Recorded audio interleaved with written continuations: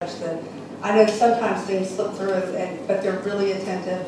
Trish, Carl, and Kim are three of the best people on the planet, so I'm very blessed to have them.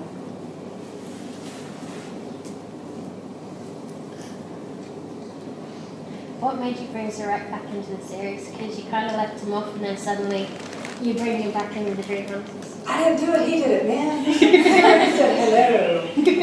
I'm a crabby man and I want page time. You're losers, I'm important. Why have you ignored me? It fit. He's a really good addition. He's my favourite character. Thank you. I love Zarek. He is a lot of fun. I never know what he's going to say. That was one of those books, I imagine, much like trying to get Edward Scissorhands through Hollywood. Where my editor goes, you want to write a book about that crazy lunatic that nobody likes? Okay. So was the question back there? Yeah. Do you ever worry that you'll get to a point where you're looking at the typewriter and you start going, I don't know what I'm doing next? I do that in every book. Just run out of ideas.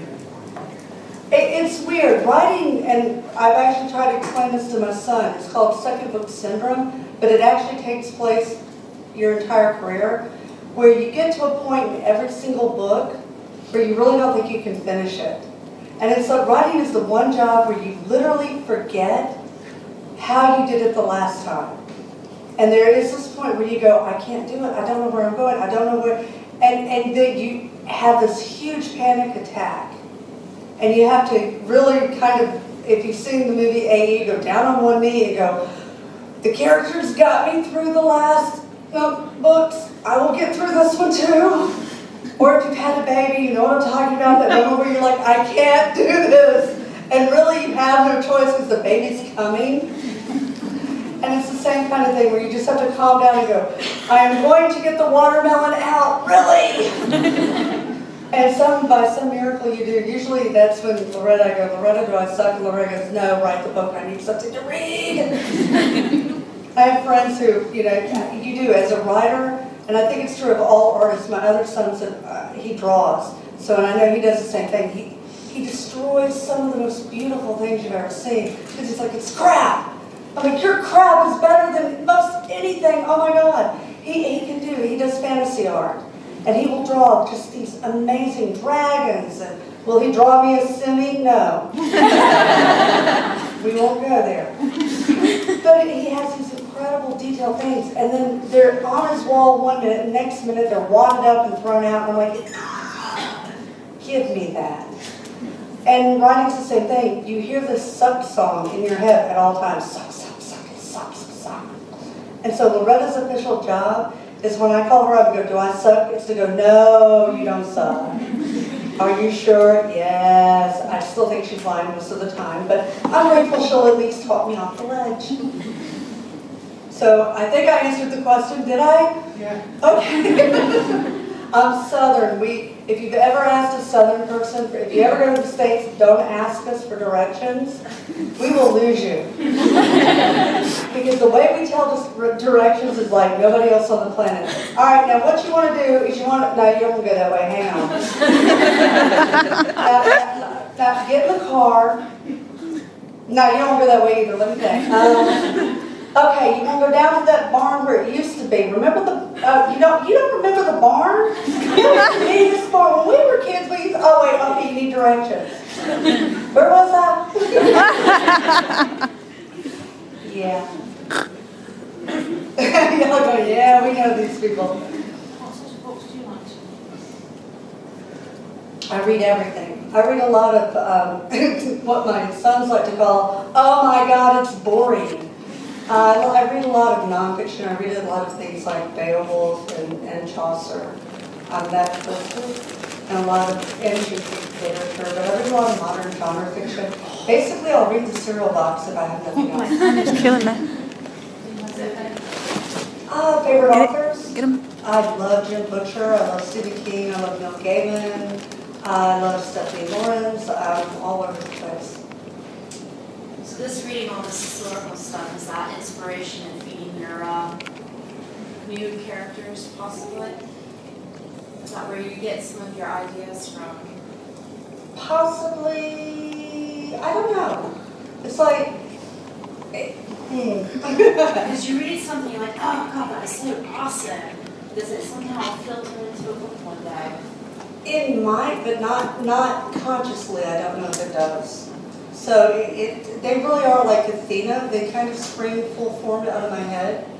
And we were coming back from Comic-Con New York, and I'm lying down on the bus, and I'm just trying to check out, trying not to think about anything, because it was a really, I love doing Comic-Cons, but they put me on these grueling 12-hour, 14-hour days where I don't even get to eat. And so I just kind of wanted a little 5 minutes of quiet.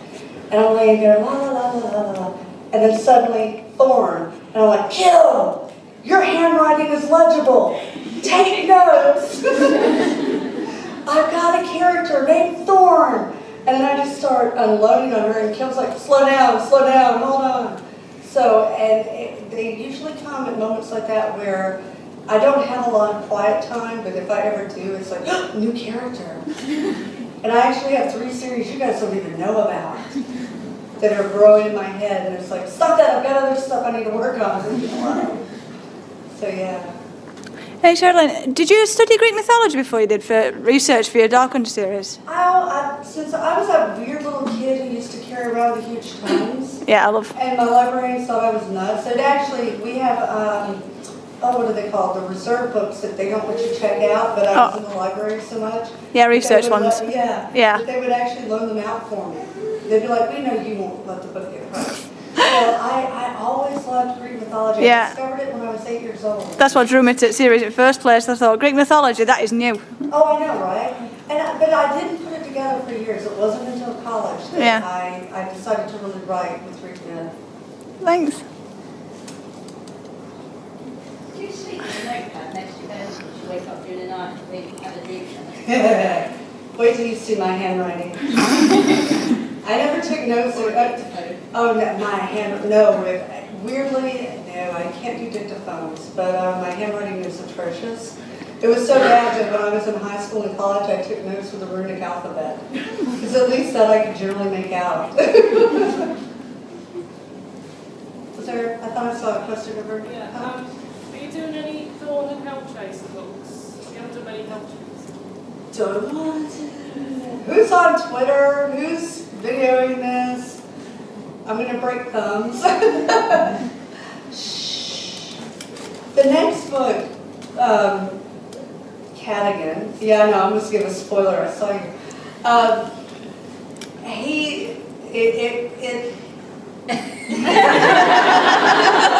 Yes. I don't keep secrets well. My children are so happy about this because they always know what they're getting for Christmas a month in advance. So it's hard for me. It's like, okay, yeah. The answer is yes. Before I do spoilers. Some of the characters that have been in the earlier books have then reappeared in some of the later ones. Do you plan to give them second books if they keep showing themselves? Maybe. They might get another book. Are you talking about like Ash or anybody in particular? Just some of the earlier Dark Hunters that have been around and keep popping up. They may appear, but in terms of them getting a full book, I never say never because my brain works in bizarre ways I don't understand. So I won't say never. I don't have plans to at the moment, but I never plan to write Styxx, so they don't listen to me, unfortunately. Well, I guess actually, fortunately, they don't listen to me, so I don't know. Because you make a lot of that Greek mythology, you put a lot of the gods and goddesses in it. Like one of our favourites is Stephanie and Hazy. You can ever write about any of the Greek gods, like maybe even Altus.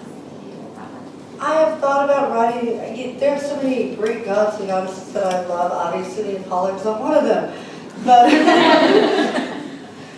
yeah, I would really like to write the story of Hades and Persephone. I would love to do Helen of Troy. And I've actually had an idea for Helen of Troy that has been rambling around since college. I don't know if I will. I want to live forever. I have a theory. Have you ever noticed writers never die on deadline? It's 5 minutes after they hand the book into their editor, then they die. Okay, my editor popped my bubble when that's not always true. Shush, yes it is. I found a way to be immortal. Go with it. And she's like, oh, okay, sure. And then editors never die either. I'm like, yes, I love this theory. I'm hoping to live long enough to, yes, write these books. What do you do to relax when you're not writing? Writing is relaxing. Okay, what do you do to take a break to do anything else? I play with weaponry. Which again, I have married the bravest man on the planet, and I have proof now. I've said that for years. It wasn't until a couple of months ago. I am mad. Nothing to do with him. Just, you know, certain people make you really angry. And I'm outside and I throw axes. I do archery, I do a lot of other stuff too, but this particular day required axes. And I was unhappy enough I actually split my target in half. Have you ever tried to find a good axe target? They make a lot for throwing knives, but they're not sturdy enough. So I can't throw axes until I find a new target. But anyway, I'm out there and I'm like some Viking, you know, having fun. And my husband comes out and he's like, are you angry with me? And I'm looking at him as I hold my steel axe going, if I were, this is a bad time to ask. No, baby, I'm not mad at you. Okay, just checking. Yeah, I love him. He's fearless. Sharon, do you research any like testing out weapons out? What you're doing in your books, fight scenes? Well, I've done SCA reenactments, and I grew up in the middle of 8 boys, so I kind of grew up with a lot of practice. Yeah, a lot of things that weren't supposed to be weapons, so we could weaponize anything. And I love my husband because he was raised with all girls, and he's like, you cannot turn that into a weapon. Oh my God, you can. And I can make, I shouldn't say this to you.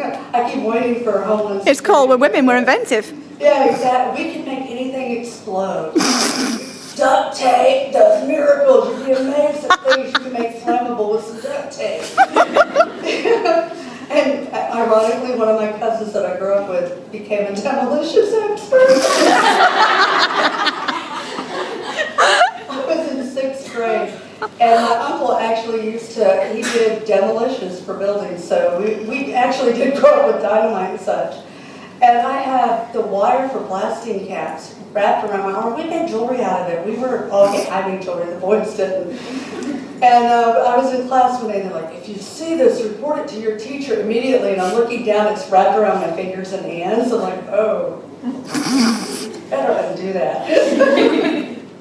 So yeah, I play with all kinds of weapons. Thank you. My mother used to blame my father. My dad was a drill sergeant, so he had me out on the artillery range Nice. to shame me, or not to shame me, but to shame the other soldiers. He's like, my 5-year-old daughter can hit that target. What's wrong with you? Hit it, baby. I don't think they let them do that anymore for good reason. And that was the bad thing. When my dad punished you, you had to go run the obstacle course. Dad, I'm 3 years old. Get up the wall. At least they didn't shape live ammo over me. I'm like, yeah, that's the only thing missing. Although my brother did try to set me on fire, but we won't talk about that. I paid him back. I set his car on fire, but that's another story. Did I say we like to play with dynamite? We had fun fights. You all grew up